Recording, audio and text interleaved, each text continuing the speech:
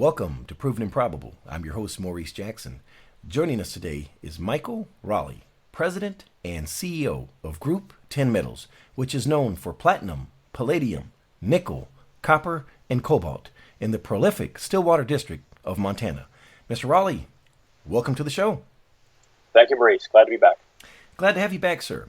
In 2018, Group 10 Metals began their first season on the ground and identified 14 target areas on their flagship project, the Stillwater West.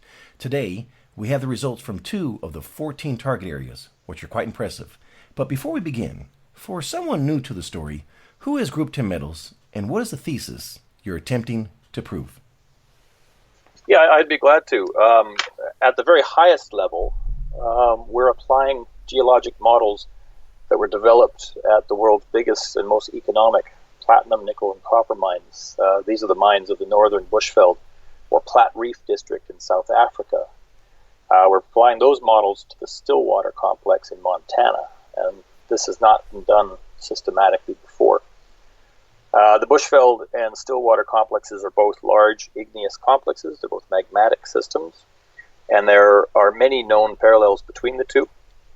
Despite those parallels, we are the first to bring together a large land position with a truly fantastic database, and then bring in this Platreef expertise to enable a systematic exploration for these massive deposit types at Stillwater. And in discussing that expertise, it's worth noting that Ivanhoe's Dr. David Broughton, who is one of the co-discoverers of their Platreef mine, which is now in development, joined our team late last year, which is a pretty good validation that we're on the right track here in Stillwater. In our last interview, you shared the next unanswered question for Group 10 Metals will be assay results. On the 25th of January, Group 10 Metals issued a press release entitled Group 10 Reports High-Grade Palladium, Platinum, and Gold from the Wild West and Boulder target areas at the Stillwater West Project, Montana. Take us to the Wild West target area and provide us with some in-depth analysis on Group 10 Metals results there. Yeah, I'd be glad to. Thanks, Maurice. So this most recent news release is the first in a planned series, and you see that the roadmap for that basically in the top left here.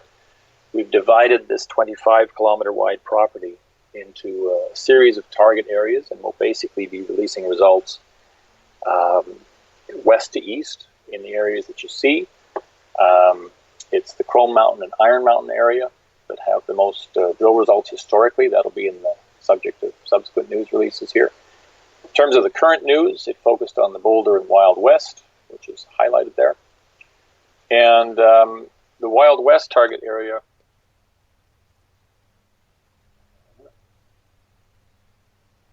has the Platreef potential that we see property-wide is well documented there historically. It also has the reef-type high-grade targets, as shown in the red ellipses at the top of the claim block. And then it also has this high-grade gold occurrence, which is the Pine Shear Zone, and that may be unexpected for some people, given that the Stillwater camp is more generally known for palladium and platinum and nickel and copper, chrome. This is actually a significant area of gold mineralization, and it's got some spectacular hits that we'll get into. In terms of the Platreef target, we'll start there. This conductive high that's shown contains some very high-level conductance in the rocks, as evidenced by these purples and pinks. Historic drilling has shown that does indeed contain copper and nickel, and that's an excellent indication of the potential for this Platreef-style mineralization. We also have some spectacular palladium hits, this 10 gram per ton palladium, very high grade, also with significant platinum. That shows not only the level of mineralization in the system, but also the potential for these high grade reef-type deposits that, of course, the area is more known for. It's worth noting that sitting just above the claim block here, approximately where my cursor is, you have the 80 million ounce JM reef deposit, which averages a staggering 16 grams per ton of palladium and platinum. So you know there's a lot of metal in the system, and this lower zone that we're in continues that trend. In addition to the high-grade samples, as summarized in this table, at bottom left, we see some very good hits for palladium, for platinum, and also some good indications of base metal mineralization, which again ties into that Platreef bulk mineable scenario. These are priorities for follow-up in 2019, and we look forward to discussing that in further news releases. I'll move down to the Pine Shear Zone, discuss the gold results there.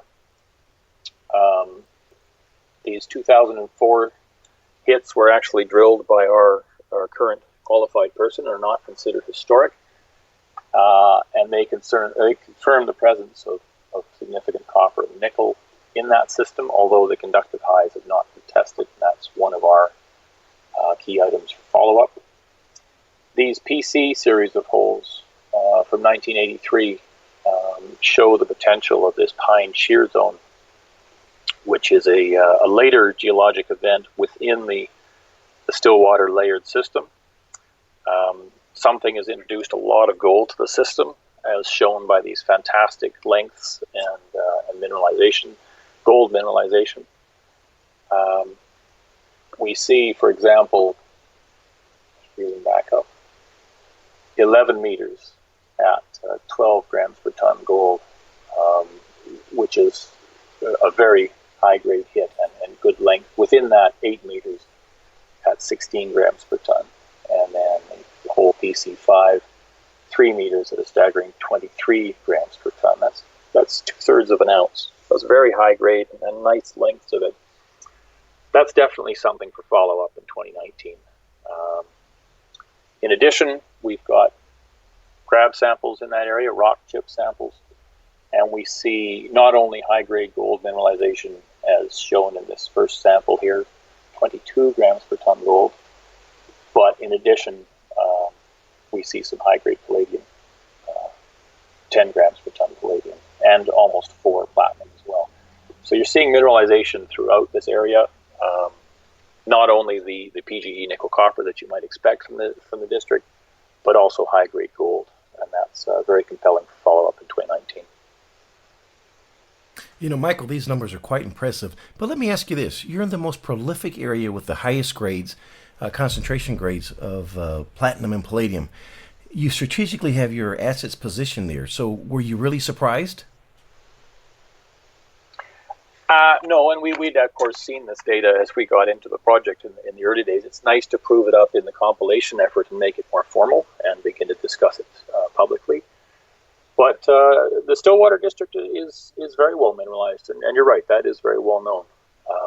What's pleasing now is to be able to reveal the results of the compilation effort and plan our programs for 2019 as we begin to reveal what we think we've got. Well, the results are remarkable. We've discussed Wild West. Let's move to the Boulder target area. What has Group 10 metals excited here? Sure. Well, the Boulder area has less data than Wild West, and then less data still than the Chrome Mountain and Iron Mountain target areas. However, it does have that lovely conductive high, as shown in Figure 1. And once again, the conductive highs have not been systematically tested.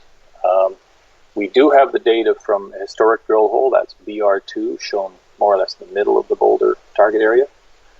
And that shows nice intercepts of copper nickel mineralization. We have no PGE data on that, and that's something that we'd like to remedy. In addition, we've got a very nice base metal hit up here, including a very nice cobalt of 0.117, which speaks to the technology and battery metal potential of these systems.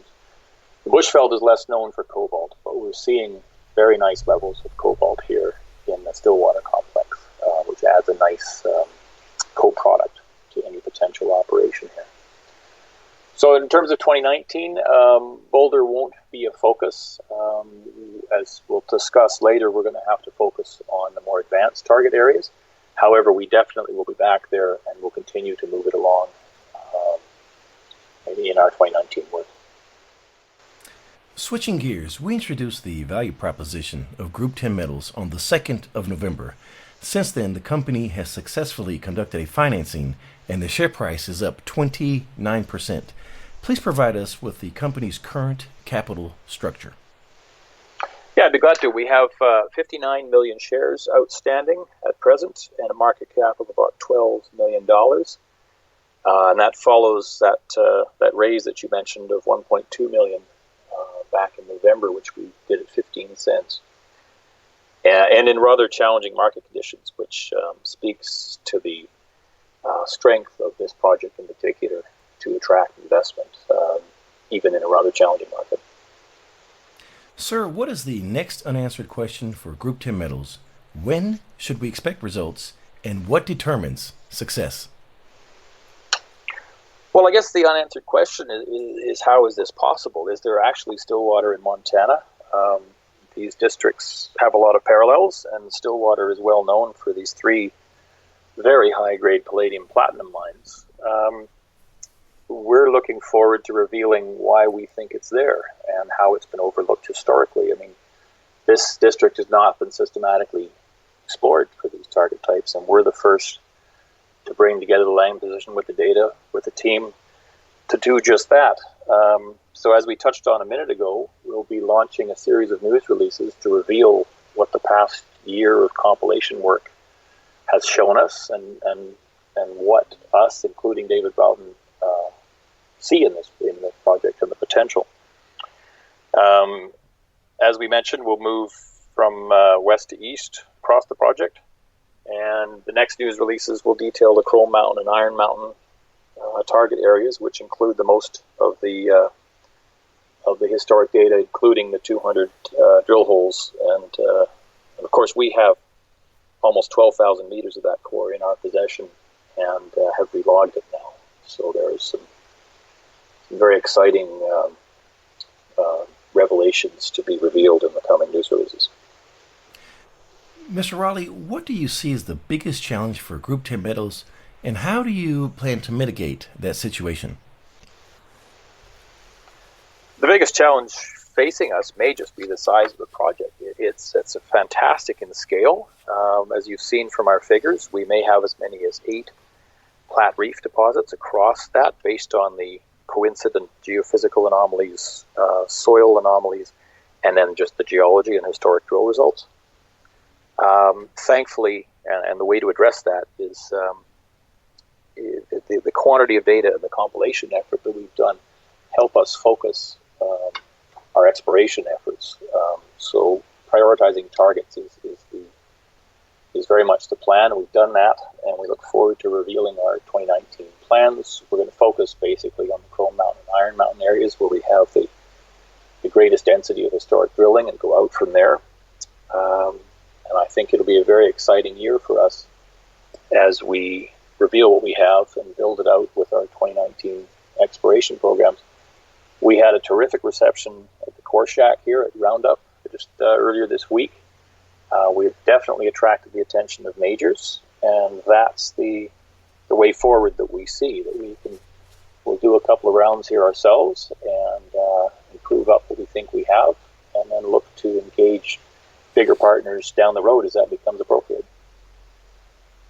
Sir, we've covered the good. What keeps you up at night that we don't know about? Yeah, the last time we talked, it was the share price, and that has gotten a lot better, as you mentioned, thanks to our campaign of news releases, and I think also the Core Shack at Roundup did a lot for us. The good news in terms of share price is that we've only just begun to reveal what we have on the project, and we have a series of planned news releases and a major promotional push beginning here, which will carry us right up through PDAC. We've had a number of very excellent meetings as well recently, and we're excited to begin to reveal what we think we're on to and what 2019 will hold for the company. I think it'll be a pivotal year. Michael, today we've covered the value proposition of Group 10 Metals, but Group 10 Metals is actually one of 3 companies comprising the metallic group of companies. Please introduce them to us and share their value propositions with us. Yeah, the metallic group is a collaboration of three independent public exploration companies, growth stage companies. We've essentially launched one company each year, Metallic Minerals in 2016, Group 10 in 2017, and then most recently Granite Creek Copper just a few weeks ago. Each one has been put together with the same method that you see at Group 10, which is to acquire a high-quality brownfields asset in a known mining district beside an existing mine, and then make that acquisition strategically in a depressed market at a price that would not otherwise be possible in a more normal market. And then add a substantial database to that, and a world-class technical team, a world-class corporate team as well, and bring in geologic models from outside that district. So you've seen us do that at Group 10. We're applying this Platreef thinking for the Bushveld, South Africa, to the Stillwater district. Metallic Minerals, ticker is MMG, is applying geologic models from the multi-billion ounce Coeur d'Alene silver district in Idaho to the Yukon's Keno high-grade silver district. And the parallels are there. They're very good indications of success in that one. And then similarly at Granite Creek Copper, GCX is the ticker. We're applying geologic models that are new in the district. This is a billion-pound copper district in the Yukon. Models that were developed at the neighboring Minto mine we're applying to the Stu high-grade copper project. And that one is shaping up very nicely as well. It's only been trading for about 10 days at this point. And there's a lot to be released on that one in the coming months. In all three cases, we expect to add value by de-risking the projects and fast-tracking them to resource delineation stage. Michael, for someone listening that wants to get more information on Group 10 metals, please share the website address with us. The website is www.group10metals, and Group 10 is spelled out all in letters. So GROUPTENMETALS.com. And as a reminder, Group 10 Metals trades on the TSXV, symbol PGE, and on the OTCQB, symbol PGEZF. For direct inquiries, please contact Chris Ackerman at 604-357-4790, extension 1. That number again is 604-357-4790, extension 1. He may also be reached at info@group10metals.com. And as a reminder, Group 10 Metals is a sponsor of Proven and Probable, and we are proud shareholders for the virtues conveyed in today's message. And last but not least, please visit our website, provenandprobable.com, where we interview the most respected names in the natural resource space. You may reach us at contact@provenandprobable.com. Michael Rowley of Group 10 Metals, thank you for joining us today on Proven and Probable. Thank you. Thank you for joining us today on Proven and Probable. Remember to like and subscribe for more conversations with the most respected names in the natural resource space. Check out our website at www.provenandprobable.com. The information presented on Proven and Probable is provided for educational and informational purposes only, without any express or implied warranty of any kind, including warranties of accuracy, completeness, or fitness for any particular purpose. The information is not intended to be and does not constitute financial, investment, or trading advice, or any other advice. You should not make any financial, investment, or trading decision based on any of the information presented without first undertaking independent due diligence and consultation with a professional broker or competent financial advisor.